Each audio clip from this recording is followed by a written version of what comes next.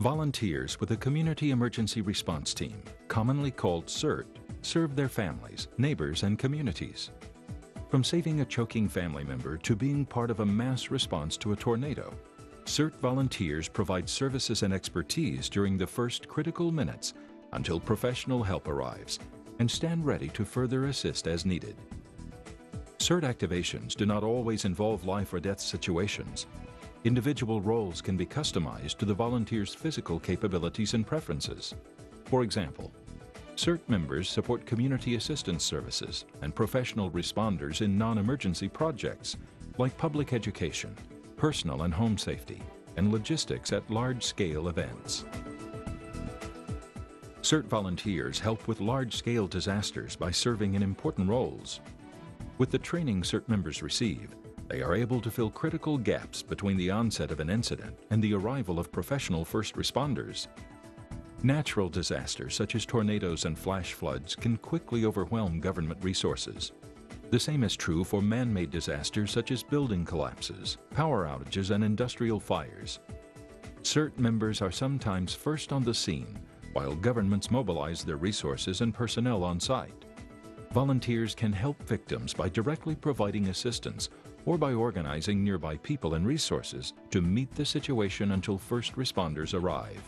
One of the things that's really great about the CERT program is the different components that comprise the program, from fire suppression to first aid to search and rescue to these kinds of training issues where it's a broader training where some counties or cities are going to have an MRC program, they're going to have a VIPS program or a Fire Corps program.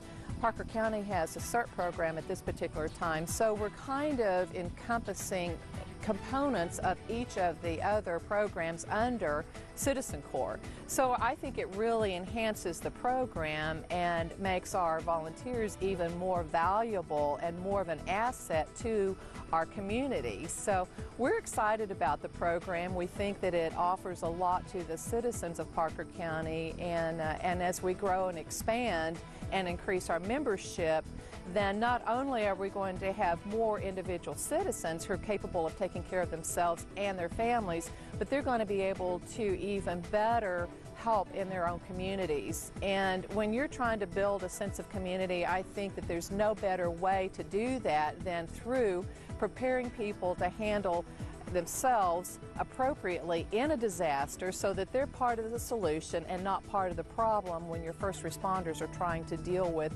life and safety issues. I've been training with CERT and volunteering with CERT for coming up on 2 years now. I went through the initial program and then took the Train the Trainer program, and now I'm actually doing my first training as an instructor. What I get out of CERT is the ability to protect my family. The training involved is based upon what you can do for you, your family, and then your community. If possible, if your family's okay, then you have the opportunity, if you want to respond to your community in a disaster or emergency situation. The training involves a number of issues such as first aid, triage, search and rescue, and believe it or not, even psychology.